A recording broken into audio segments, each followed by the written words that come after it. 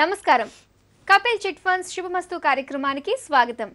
మీరు ఫోన్ చేసి రిజిస్టర్ చేసుకోవాల్సిన ఐవీఆర్ఎస్ నంబర్స్ 5051010631255563.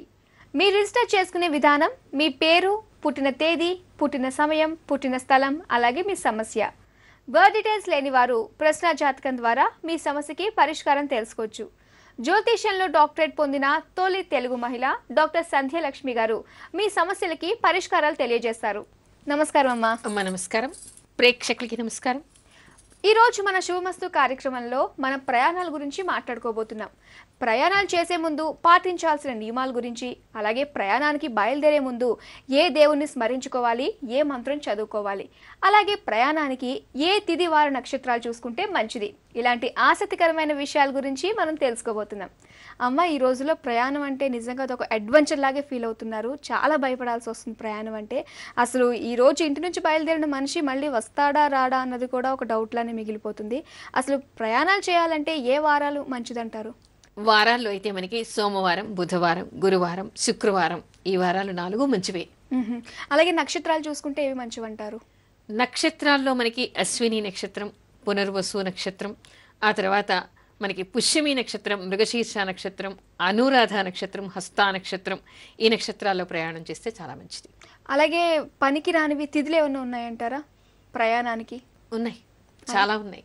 చాలా అవేమిటంటే మనకి ఇరుపక్షాల్లో కూడా, అంటే శుక్లపక్షంలో కృష్ణపక్షంలో కూడా పాడ్యమి పనికిరాదు, ఆ తర్వాత విధియ పనికిరాదు. మళ్ళీ మనకి వచ్చి చవితి, అష్టమి, షష్ఠి, నవమి, ద్వాదశి, చతుర్దశి, అమావాస్య, పౌర్ణిమ, ఈ తిథులు కూడా మనకి పనికిరావు. అమ్మ, పలానా తిథిలో బయలుదేరితే దోషం, అసలు బయలుదేరే టైంని బట్టి మనకు దోషం ఏర్పడేది ఉంటుంది అంటారా? ఎందుకంటే నవమి రోజు ప్రయాణిస్తే దోషం అని చెప్పేసి అంటారు కదా, ఇది నిజంగా దోషం వర్తిస్తుంది అంటారా? మరి నవమి రోజు ఎట్టి పరిస్థితిలో కూడా ప్రయాణం చేయకూడదు. ఆ నవమి కూడా ఎన్ని రకాలు తెలుసా? త్రివిధ నవమి అంటారు. అంటే ప్రవేశ నవమి, ప్రత్యక్ష నవమి అనేటువంటిది, ప్రయాణ నవమి అనేటువంటివి మనకి 3 రకాలుగా నవమి గురించి చెప్తారు. నవమి రోజు తప్పనిసరిగా ప్రయాణం మానుకుంటే మంచిది. అంటే ఏదైనా పని మీద వెళ్ళటమే కాదు, సాధారణంగా కూడా ఎవరైనా ఏదైనా ఊరికి ఏదైనా పని మీద వెళ్ళాలి అని అనుకున్నా, ఏ ప్రయాణం అయినా సరే నవమి రోజు చేయకూడదు. అంటే ప్రత్యక్ష నవమి అంటే నవమి తిథి రోజు ఎవరు ప్రయాణం బయలుదేరకూడదు. ఆ తర్వాత ప్రవేశ నవమి. ప్రవేశ నవమి అంటే ఎప్పుడైతే మనం వెళ్ళామో అప్పటి నుంచి 9వ రోజు కానీ నవమి రోజు కానీ మళ్ళీ ఇంట్లో ప్రవేశించకూడదు, తిరిగి రావడం. ఓకే. ప్రత్యక్ష నవమి అయిపోయింది, ప్రవేశ నవమి అయింది, ప్రయాణ నవమి. ప్రయాణ నవమి అంటే ఇప్పుడు ఎక్కడికైనా మీరు వెళ్ళారు ఒక ఊరికి వెళ్ళిన తర్వాత అక్కడి నుంచి 9వ రోజు ప్రయాణం మళ్ళీ పనికిరాదు. అంతేకాదు, మనం ప్రయాణం చేసి ఇంటికి వచ్చిన తర్వాత మళ్ళీ బయలుదేరాలి, మళ్ళీ ఇంకో పని మీద బయలుదేరాలి అంటే వచ్చిన రోజు నుంచి 9వ రోజు కానీ 9వ తిథి రోజు కానీ బయలుదేరకూడదు. ఎన్ని రకాలుగా నవమికి ప్రయాణంలో నిషేధం ఉంది. ఓకే. సో అందుకే షష్ఠి రోజు బయలుదేరితే దెబ్బలాట్లు కొట్లాట్లు అవుతాయిట. అమ్మ, కాలర్ లైన్ లో ఉన్నారమ్మా, సుబ్రహ్మణ్యం గారు, వారితో మాట్లాడదాం. హలో. హలో, నమస్కారం అండి. నమస్తే అండి, నా పేరు శాస్త్రి అండి. ఓకే, సుబ్రహ్మణ్యం శాస్త్రి కదా అండి? నా పేరు శాస్త్రి అండి, సనత్నార్ నుంచి మాట్లాడుతున్నా, హైదరాబాద్. ఓకే ఓకే, మీ పేరు సుబ్రహ్మణ్యం శాస్త్రి, మీరు రిజిస్టర్ చేసుకున్నారు కదా, ఒకసారి మీ బర్త్ డీటెయిల్స్ కన్ఫర్మ్ చేసుకుందామండి.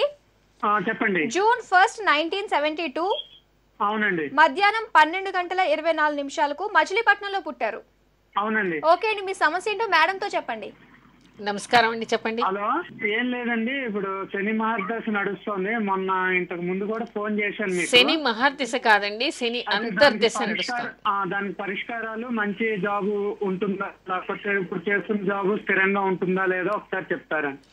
ఉద్యోగ స్థానంలో ఈ సంవత్సరం మీకు బాగానే ఉండాలండి, ఎందుకంటే మీ దశమ స్థానంలో మీ ఇప్పుడు గోచార గురువు కూడా అక్కడికి వచ్చాడు, తప్పకుండా మీకు బాగానే ఉంటుంది. ఓకే అండి, మరి మీరు కంగారు పడాల్సిన అవసరం లేదన్నారు కదా, మరి ఆల్ ది బెస్ట్ అండి. ఓకే అమ్మ, మరి ఏ దిశకు ఏ వారం ప్రయాణం మంచిది కాదంటారు?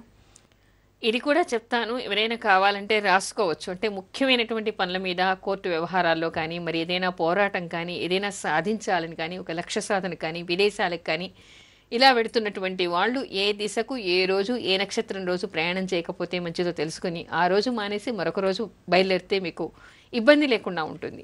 ఎవరైనా సరే సోమ శనివారాల్లో జ్యేష్ఠ నక్షత్రంలోనూ తూర్పు వైపు ప్రయాణం చేయకూడదు. అదేవిధంగా గురువారం రోజు పూర్వాభాద్ర నక్షత్రంలో కూడా దక్షిణ దిశకి బయలుదేరకూడదు. ఆదివారం శుక్రవారాల్లోనూ రోహిణీ నక్షత్రంలో కూడా పడమటి దిశకి ప్రయాణం చేయకూడదు. మంగళవారం బుధవారం ఉత్తరా నక్షత్రంలో, అంటే ఈ వారాల్లో ఈ నక్షత్రం వస్తుంది అని కాదు, ఉత్తరా నక్షత్రంలోనూ మంగళవారం బుధవారంలోనూ కూడా ఉత్తర దిశకి ప్రయాణం చేయకూడదు. ముఖ్యమైనటువంటి పనుల మీద వెళ్ళే వాళ్ళు మాత్రం దీన్ని పాటిస్తే చాలా మంచిది. అమ్మ, మరి ఎమర్జెన్సీలో వెళ్ళాల్సి వస్తే అప్పుడు ఏం చేయాలంటారు? ఎమర్జెన్సీలో వెళ్ళాల్సి వచ్చినప్పుడు మనకి కొన్నిటికి కొన్ని నిర్దేశించి ఉన్నాయి, కొన్ని శాంతులు చేసుకుని వెళ్ళొచ్చు.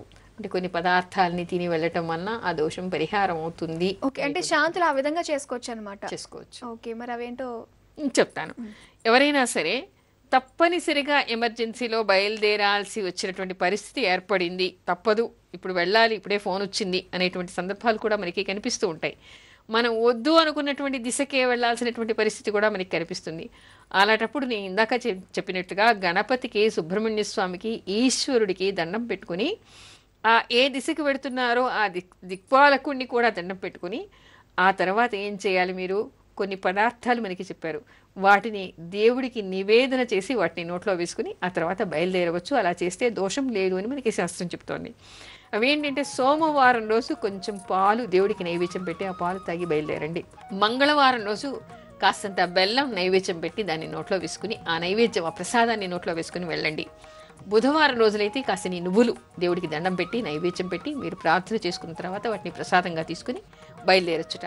తర్వాత గురువారం అయితే పెరుగును దేవుడికి నివేదన చేసి, మీరు ముందుగా చెప్పినట్టు ఏ వారమైనా ఏ దిశకు వెడుతున్నా ఎమర్జెన్సీగా వెళ్లాల్సి వస్తుంది, అటువైపు వెడితే కష్టాలు అని శాస్త్రం చెప్తోంది కాబట్టి అదే శాస్త్రం మీకు కొన్ని పరిహారాలు కూడా చెప్పింది. కాబట్టి ప్రతిదానికి భయపడిపోయి యాక్సిడెంట్ అవుతుందో ప్రాణం పోతుందో అని భయపడకండి. కొన్ని ఇబ్బందులు ఇవి తొలగిపోవటానికే మనకి శాస్త్రంలో కొన్ని చెప్పారు. అందుకని వాటిని మీరు పాటిస్తే భయమేం లేదు. ఆ తర్వాత శుక్రవారం రోజు ఎవలు, ఆ తర్వాత శనివారం రోజు మినుములు దేవుడికి నివేదన చేసి వాటిని కొంత ప్రసాదంగా తీసుకుని, అని మినుములు అంటే మినుములు అట్టే తినం కదండి అంటారు. మినుముతో చేసినటువంటి పదార్థమైనా సరే దేవుడికి నివేదన చేసి దాన్ని కాస్త తిని వెళ్తే మీకు దోషం ఏమీ ఉండదు. అమ్మ, ప్రయాణాలు అంటే భయం వేస్తుందని చెప్పేసి అంటున్నాను కదా, మరి ఈ ప్రయాణాల్లో యాక్సిడెంట్స్ కానీ అలాగే మరణాలు జరగకుండా ఉండాలంటే ఏం చేయాలంటారు? ఇక్కడ 3 రకాలుగా చెప్పుకోవాలమ్మా. 3 రకాలంటే, ఒకటి ఏమిటి, బయలుదేరుతున్నటువంటి సమయానికి ఆ లగ్నానికి అష్టమంలో కుజుడు ఉండడం, శని దృష్టి కానీ లేదా గోచార శని కానీ గోచార మనకి కుజుడితో కానీ సంబంధం లేకుండా ఉన్నటువంటిది, లగ్నం మీద శుభదృష్టి ఉన్నటువంటి లగ్నాలు ఎన్నుకుని పోవాలి. అవి మాత్రం అవాయిడ్ చేయాలి. లగ్నం అంటే ఏమిటి, మనకి ఒక 2 గంటల కంటే ఏ లగ్నం ఎక్కువ కాలం ఉండదు. ఆ కాలాన్ని మనం అవాయిడ్ చేస్తే సరిపోతుంది. ఆ తర్వాత మనకి ఏ వారాలు కావనుకున్నామో ఆ వారాన్ని అవాయిడ్ చేస్తే మంచిది. తర్వాత ఇదే కాకుండా మనం ఆ రోజు చేస్తాం, కానీ మన జన్మ జాతకంలో మనకి అష్టమాధిపతి దశాంతర్దశలు నడుస్తున్నప్పుడు ఆ పర్టికులర్ రోజు అక్కడ గోచార శని కానీ లేదా కుజుడి కానీ దృష్టి ఉంటే మాత్రం ప్రమాదాలు సంభవించేటువంటి అవకాశం ఉంది. అంటే ఒకసారి మనం ప్రయాణం చేస్తుంటే ప్రయాణంలో అందరూ మరణించరు, అవును, ఒకళ్ళు ఇద్దరు మాత్రమే పోతూ ఉంటారు. అంటే ఏమిటి, వాళ్ళకి ఆ రోజు బాగాలేదు. అందుకని అవి ముందే తెలుసుకొని దానికి ముందుగా శాంతి చేసుకుని మృత్యుంజయ జపం చేసుకోవడం, ఏ గ్రహం బాగాలేదో ఆ గ్రహానికి జపం చేసుకుని శాంతి చేసుకుని బయలుదేరితే ఆ రోజు పర్టికులర్గా ఆ పీరియడ్లో మనం ప్రయాణం చేయకుండా కొంచెం జాగ్రత్త పడితే మంచిది. అంతేకాకుండా 3వ కోణంలో మరో విషయం చెప్పుకోవాలి. ఎవరైనా సరే మనకి శాస్త్రంలో ఏంటంటే, మనకి ఉండేటువంటి 24 గంటల్ని కొన్ని యామాలు కొన్ని గ్రహాలకి అధీనంలో ఉంటాయి. అయితే రాత్రి 10 నుంచి 12 ఒంటి గంట వరకు శుక్రుడి ఆధీనంలో ఉంటుందిట. అదేవిధంగా తెల్లవారుజామున 2 నుంచి మనకి అరుణోదయం, సూర్యోదయం అయ్యే వరకు కూడా కుజుడి ఆధీనంలో ఉంటుందిట. దిన సమయం, రాత్రి సమయాన్ని పంచుతారు. అంటే కుజుడి ఆధీనంలో ఉన్నటువంటి సమయంలో ప్రయాణాలు చేయటం వలన యాక్సిడెంట్స్ అయ్యేటువంటి అవకాశాలు ఉన్నాయి. అందుకని ఆ సమయంలో ఎవరు కూడా బయలుదేరవద్దు, ఆ సమయంలో ఎవరు ప్రయాణంలో ఉండవద్దు. ఓహో, ఓకే అమ్మ. మరి ప్రతిసారి ప్రయాణం చేస్తూ ఉంటారు, ప్రయాణమే వాళ్ళ ఉద్యోగం అవుతూ ఉంటుంది, మరి అలాంటి వాళ్ళు ఏం చేయాలంటారు? ప్రయాణమే ఉద్యోగమైనటువంటి వాళ్ళు నిత్యం కూడా వాళ్ళు ముహూర్తాలు చూసుకోవాల్సినటువంటి అవసరం లేదు. కానీ వాళ్ళు మొట్టమొదటిసారి ప్రయాణం అంటే ప్రయాణమే ఉద్యోగం చేసేటువంటి వాళ్ళు మొదటిసారి బయలుదేరేప్పుడు మాత్రం చూసుకోవాలి. ఓకే, సో అప్పుడు చూసుకుంటే ఇంకెన్నిసార్లు ప్రయాణించినా పర్వాలేదు. కానీ ముఖ్యంగా ఏమిటంటే, ఇంటి నుంచి బయలుదేరేప్పుడు బస్సు కానీ కారు కానీ ఫ్లైట్ కానీ వీళ్ళు స్టార్ట్ చేస్తున్నారు అనే దానికంటే కూడా ఆ రోజు దాని మీద కూర్చున్నప్పుడు ప్రయాణానికంటే ముందే దాన్ని కాస్త ప్రారంభం చేసేయడం, ఓకే, వర్జ సమయంలో కాకుండా ముందుగా బయలుదేరడం, అష్టమ స్థానానికి ప్రమాదం ఉంది అని అనుకుంటే కాస్త ముందుగా ముందు కారును ప్రారంభించి కొంత దూరం తీసిన తర్వాత అక్కడ పెట్టి ఆ తర్వాత బయలుదేరితే సరిపోతుంది. ఓకే, సో అలా చేసుకోవచ్చు అనమాట అయితే. ఓకే అమ్మా, అసలు ప్రయాణానికి ముందు మరి పాటించాల్సిన నియమాలు ఏమున్నాయంటారు? ప్రయాణానికి ముందు పాటించవలసిన నియమాలు అంటే మనకి మామూలుగా ఏం చెప్తారు, ఇంట్లో భార్య కానీ తల్లి కానీ లేదా ఇంట్లో ఆడవాళ్ళు వాళ్ళందరినీ కూడా రోదన పెట్టి, అంటే మన మాటల వలన వాళ్ళు ఏడుస్తూ ఉంటే వాళ్ళని ఏడిపించి ప్రయాణానికి బయలుదేరకూడదుట. ఎవరితో కొట్లాడి కోపంతో బయలుదేరకూడదుట. స్నానం చేయకుండా బయలుదేరకూడదు. ఆ తర్వాత ఇంకోటి ఏమిటంటే భోజనం చేయకుండా బయలుదేరకూడదు. ఓకే. ఎవరైనా తినమని అడిగితే వద్దు అని చెప్పి కూడా బయలుదేరకూడదు. అంటే ఆ రోజంతా భోజనం దొరకదు. ఓకే ఓకే, సో ఇన్ని ఉన్నాయన్నమాట అయితే పాటించడానికి. అప్పుడు సడన్గా ఎక్కడికైనా వెళ్ళాల్సి వచ్చింది అనుకోండి అమ్మ, అప్పుడు అది రాహుకాలం అనుకోండి, కానీ మనం ఇంకొంచెం టైంలో మనం బయలుదేరాల్సి వస్తుంది. అలాంటప్పుడు మన బట్టల బ్యాగ్ వేరే చోట పెట్టేసి ఆ తర్వాత మన టైంలో మనం ఎప్పుడు వెళ్ళే టైంలో మంచి టైంలో మనం బయటకు పెట్టామనుకోండి కాళ్ళు, అలా చేయొచ్చు అంటారా మరి? దీన్ని నిర్గమనం అంటారు. ఈ రోజుల్లో కూడా ఏమిటంటే మనకి 3 నెలల ముందు 2 నెలల ముందు టికెట్లు రిజర్వ్ చేసుకోవాల్సినటువంటి అవసరం ఏర్పడుతుంది. అలాంటప్పుడు ట్రైన్లో ఏ టైంకి బయలుదేరుతున్నాం అనే దానికంటే ఇంటి నుంచి ఏ టైంకి బయలుదేరుతున్నాం అనేటువంటిది ముఖ్యం. అది కూడా బాగాలేదు. కొన్నిసార్లు తప్పనిసరిగా మనకి కూడనటువంటి తిథివార నక్షత్రాల్లో మనం బయలుదేరాల్సినటువంటి అవగత్యం మనకి ఏర్పడింది అంటే ఏం చెయ్యాలి? ముందుగానే మంచి సమయం చూసుకొని మనం ఏ వస్తువుల్ని ప్రయాణానికి తీసుకెడుతూ ఉన్నామో మన బట్టల్ని ఆ వస్తువుల్ని తీసి ఒక శుభ సమయంలో మన మిత్రుల ఇంట్లో కానీ పక్క ఇంట్లో కానీ మనం ఎక్కడికైనా దాన్ని తీసుకెళ్ళి అక్కడ పెట్టాలిట. నిర్గమనం అంటారు. అలా పెట్టిన తర్వాత కూడా 3 రోజులు దాటకుండా బయలుదేరాలి. దానికి టైం ఉందన్నమాట. దానికి కూడా అంటే నల్లాళ్ళ ముందు బయట పెట్టేసి పెడితే కాదు. అంటే 3 రోజులు. ఇప్పుడు ఏదైనా ఒక ముహూర్తానికి బయలుదేరామంటే మళ్ళీ తిరిగి రావడానికి 3 రోజులు దాటితే మళ్ళీ టైం చూసుకుని ముహూర్తం చూసుకుని ఇంట్లోకి రావాలి అంటారు. ఓకే. ఇప్పుడు మనం ఎక్కడికైనా వెళ్ళాం, 9 రోజులు కాలేదు, 3 నిద్రలు దాటింది. అలాంటప్పుడు ఇంట్లోకి వచ్చేటువంటి అడుగు పెట్టేటువంటి సమయం కూడా వర్జం కాకుండా ఉండాలి. ఎడమ కాలు ముందు పెట్టి లోపలికి రాకూడదు. అమ్మ, కాలర్ లైన్ లో ఉన్నారు ప్రభాకర్ గారు, వారితో మాట్లాడదాం. హలో. హలో అమ్మా, నమస్కారం అండి. నమస్కారం. పద్మాకర్ పేరు మీరు రిజిస్టర్ చేసుకున్నారు కదా? అవునండి. ఒకసారి బర్త్ డీటెయిల్స్ కన్ఫర్మ్ చేసుకుందామండి. ఏప్రిల్ 20th, 1981 ఉదయం 8:53 కడపలో పుట్టారు. అవునండి. ఓకే అండి, మీ సమస్య ఏంటో చెప్పండి మేడం తోటి. మా సమస్య అదే, పెద్ద బైక్ ఆరోగ్యం బాగా ఉండడం ఇల్లు ఇడిచిపోతున్నాడు. ఆరోగ్యం బాగాలేదండి, ఏమైందండి? అమ్మా మెంటలీ అన్సౌండ్ అమ్మా. మెంటల్లీ అన్సౌండ్ అంటే మామూలు నార్మల్ కాదా? అంటే నార్మలే. ఏంటి నెగటివ్ ఆలోచనలు ఇతనికి ఎక్కువ అండి. జాతకం ప్రకారం అయితే ఇతనికి నెగటివ్ ఆలోచనలు చాలా ఎక్కువ. నెగిటివ్ గా ఉంటాడమ్మా. ఇప్పుడు మనం చెప్పినట్టు చేయకుండా అట్లా ఆయన ఐడియా ప్రకారం పోలంటాడు. అదే నెగటివ్ ఆలోచనలు ఎక్కువ. ఇక్కడ పంచమంలో ఇతనికి శని ఉన్నాడు, తర్వాత వక్రి అయి ఉన్నాడు. దానికి తోడు ఏమిటంటే ఏలినాటి శని మహర్దశ, అంత శని ప్రభావం చాలా ఉంది. శనికి మీరు శాంతి చేయించండి, జపం చేయించండి.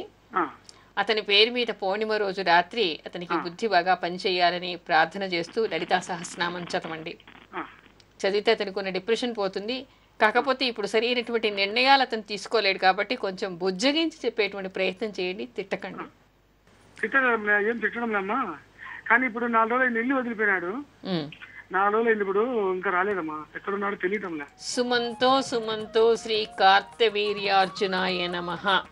సుమంతో శ్రీ కార్తవీర్యార్జునాయ నమః అనేటువంటి మంత్రాన్ని మీరు, మీ ఆవిడ, మీ ఇంట్లో మిగతా పిల్లలు, బంధువులు ఎవరుంటారో అతను రావాలని ఎవరు అనుకుంటారో మీరంతా కూడా నిరంతరం, అంటే ఆగకుండా, అతని కబురు తెలిసే వరకు ఆగకుండా ఈ జపం చేస్తూనే ఉండండి. మీకు 48 గంటల్లో అతను ఎక్కడున్నాడో తెలిసిపోతుంది. ఓకే, మరి విన్నారు కదండి. ఈ మంత్రాన్ని రెగ్యులర్గా మీ ఇంటిలి పాది చదువుతూ ఉంటే అబ్బాయి తొందరగానే మీ ఇంటికి వచ్చేస్తాడు. ఆల్ ది బెస్ట్ అండి. ఓకే అమ్మ, ప్రయాణాల గురించి మాట్లాడుకుంటున్నాం కదా. అయితే ఈ ప్రయాణానికి బయలుదేరే ముందు ఏ దేవుణ్ణి స్మరించుకోవాలి, అలాగే ఏ మంత్రం జపించుకుంటే మంచిదంటారు? ఎవరికైనా కూడా చెప్తాను. ప్రయాణంలో మనకు వచ్చేటువంటి ఇబ్బందులు ఏమిటి? 1 యాక్సిడెంట్స్ కాకుండా ఉండాలి, ఆలస్యం కాకుండా ఉండాలి, ఎవరితో దెబ్బలాటలు కాకూడదు, దొంగతనాలై మన వస్తువులు పోకూడదు, వెళ్ళిన చోట మనకి నివసించడానికి అనుకూలంగా మనకి ఏదైనా అకామిడేషన్ దొరకాలి, ప్రయాణంలో సౌఖ్యంగా ఉండాలి. ఇలాంటివన్నీ మనం కోరుకుంటాం కదా. ఇవన్నీ ఇవ్వడానికి మనకు ఒక మంత్రం ఉంది. ఆ మంత్రాన్ని జపించుకుంటే తప్పకుండా అన్ని అనుకూలాలు ఏర్పడతాయి అంటారు. నేను చెప్తాను, కావాలంటే ఎవరైనా రాసుకోవచ్చు. యస్యవో నామ రూపాభ్యాం యా దేవీ సర్వమంగళా తయోః సంస్మరణాదేవ సర్వతో జయమంగళం. యశివో నామ రూపాభ్యాం యా దేవీ సర్వమంగళా తయోః సంస్మరణాదేవ సర్వతో జయమంగళం. లాభస్తేషాం జయస్తేషాం కుతస్తేషాం పరాభవః యేషాం హృదిస్థో భగవాన్ మంగళాయతనం హరిః. లాభస్తేషాం జయస్తేషాం కుతస్తేషాం పరాభవః యేషాం హృదిస్థో భగవాన్ మంగళాయతనం హరిః. ఆ తర్వాత గచ్చ గౌతమ శీఘ్రం మే ప్రయాణం సఫలం కురు ఆసనం శయనం యానం భోజనం తత్ర కల్పయ. ఇవన్నీ ముందు గణపతికి, తర్వాత సుబ్రహ్మణ్య స్వామికి కూడా పూజ చేసిన తర్వాత ఈశ్వరుణ్ణి అమ్మవారిని ప్రార్థన చేసేటువంటివి ఈ 2 శ్లోకాలు. దాని తర్వాత గచ్చ గౌతమ అంటూ ప్రార్థన చేస్తూ ఉంటే వెళ్ళినంతసేపు కూడా తప్పకుండా మీకు ప్రయాణంలో ఆసనం అంటే కూర్చోవడానికి సీటు దొరుకుతుంది. ఆ తర్వాత శయనం, వెళ్ళిన చోట మీకు పడుకోవడానికి అనుకూలత, శయనానికి చక్కగా మీకు ఏదైనా కావాలంటే అకామిడేషన్ దొరుకుతుంది. యానం, ప్రయాణం ఎలాంటి ఇబ్బంది లేకుండా, ఆటంకాలు లేకుండా, టైర్ పంక్చర్ అయిందని, ఇంకేదో అయిందని, దొంగలు ఆపేశారని, ఇంకేదో అని చెప్పేసి ఆటంకాలు లేకుండా యానం మీకు ప్రయాణం బాగా సాగుతుంది. భోజనం, వెళ్ళిన చోట మీకు తృప్తికరమైన మంచి భోజనం దొరుకుతుంది. ఆరోగ్యంగా తిరిగి క్షేమంగా ఇంటికి తిరిగి వస్తారు. అందుకని ఈ మంత్రాన్ని చూసుకోవాలి. ఓకే అమ్మ, రాధా అనే కాలర్ లైన్లో ఉన్నారు, వారితో మాట్లాడదాం. హలో, నమస్తే మేడం. నమస్కారం అండి. రాధా పేరు మీద రిజిస్టర్ చేసుకున్నారు కదా? అవునండి. ఒకసారి బర్త్ డీటెయిల్స్ కన్ఫర్మ్ చేసుకుందామండి. చెప్పండి. ఫిబ్రవరి 28, 1979 అవునండి. రాత్రి 8:40 కాకినాడలో పుట్టారు. అవును. ఓకే అండి, మీ సమస్య ఏంటో మేడంతో చెప్పండి. నమస్కారం అమ్మా. నమస్కారం అండి. ఏంటండి మీ సమస్య? ప్రాబ్లం అండి. Financial problem. పెళ్ళి అయితే 14 సంవత్సరాలు అయింది, కానీ మేము ఏ పని చేసినా అసలు ఏది ముందుకు వెళ్ళలేదండి. ఇప్పుడు ఫైనాన్షియల్ గా అసలు లైఫ్ లో సెటిల్ అవ్వలేకపోతున్నానండి. ఇప్పుడైతే ప్రస్తుతం మీకు అష్టమ శని ప్రారంభమైంది. శని కోసం అని చెప్పేసి మీరు కొన్ని పరిహారాలు చేసుకోండి. శని జపం 3 ఏళ్ళు వరుసగా చేయించుకోండి. ప్రతి శనివారం కూడా వెళ్ళి నవగ్రహాల దగ్గర ప్రదక్షిణ చేయండి, శివుడికి ప్రదక్షిణ చేయండి. మీ జన్మ నక్షత్రం అమ్మ, మీది ఉత్తరాభాద్ర నక్షత్రం. ఉత్తరాభాద్ర నక్షత్రం రోజు శివుడికి అభిషేకం చేయించండి. నిత్యం కనకధారా స్తోత్రం చదువుకుని లక్ష్మీ కవచం పారాయణ చేయండి. తప్పకుండా మీకు అనుకూలత ఏర్పడుతుంది. ఓకే, మరి విన్నారు కదండి, మేడం చెప్పిన పరిహారాలు చేసుకోండి, మీకు అంతా మంచి జరుగుతుంది. ఆల్ ది బెస్ట్ అండి. ఓకే అమ్మ, మనకు ఒక మెయిల్ వచ్చిందమ్మా. మనకి మెయిల్ని శ్రవంతి గారు పంపిస్తున్నారు. సో ఆవిడ క్వశ్చన్ ఏంటంటే, కృష్ణాష్టమి రోజు కృష్ణుడిని ఏ పూలతో పూజ చేయాలో చెప్పారు, అలాగే బెరడుతో కూడా పూజ చేస్తే మంచిది అని చెప్పేసి అన్నారు. అది ఏ పూల చెట్టు అని చెప్పేసి అడుగుతున్నారు. అమ్మ, మీరు విన్నప్పుడు సరిగ్గా వినాలి. మొన్న కృష్ణాష్టమి రోజు గోపురంలో చెప్పిన మాట నిజమే. కృష్ణుణ్ణి ఏ పూలతో పూజించాలి అనేటువంటి టాపిక్ చెప్పాము. బెరడుతో మాత్రం పూజ అని చెప్పలేరు. మీరు సరిగ్గా విని ఉండాలి. అంటే సంతానం లేనటువంటి వాళ్ళు ఔషధ ప్రక్రియలో, వైద్య ప్రక్రియలో వైద్యుడు చెప్పినట్టుగా దాని బెరడును వాడితే సంతానం కలుగుతుంది అనేటువంటి విషయం ఉంది అనేటువంటి విషయం చెప్పాను. అయితే ఆ పూలు పెట్టుకోవడం వల్ల శిరోబాధలు పోతాయని, దాని మీద ఎందుకంటే దానికంత పవిత్రత, దానికంత ఇంపార్టెన్స్ ఎందుకు అంటే, ద్వాపర యుగంలో కృష్ణుడు గోపికల వస్త్రాపహరణం చేసి ఆ చెట్టు మీదే దాచి అక్కడే కూర్చున్నట్ట. అందుకని దానికి అంత పవిత్రత వచ్చింది అని చెప్తారు. అందుకని కొన్ని క్షేత్రాల్లో కూడా ఏమిటంటే ఆ చెట్టు కొమ్మని కృష్ణాష్టమి రోజు కృష్ణుడి పక్కన పెట్టి పూజ చేస్తూ ఉంటారు. ఆ చెక్కతో చేసినటువంటి వాహనంలో కృష్ణుడిని ఊరేగింపు చేస్తూ ఉంటారు. ఆ చెట్టే పొన్న చెట్టు, పొన్న పూలు. ఓకే అమ్మ, ఇవాళకి సమయం అయిపోయింది. మళ్ళీ వచ్చే వారం కలుద్దాం అమ్మా. ఇది ఇవాల్టి కపిల్ చిట్ ఫండ్ శుభమస్తు కార్యక్రమం. మీ జాతక సమస్యలకై మీరు రిజిస్టర్ చేసుకోవాల్సిన IVRS నంబర్స్ 5051010631255563. మరిన్ని ఆసక్తికరమైన విషయాలతో వచ్చే వారం మళ్ళీ కలుసుకుందాం. అంతవరకు సెలవు. నమస్కారం. నమస్కారం.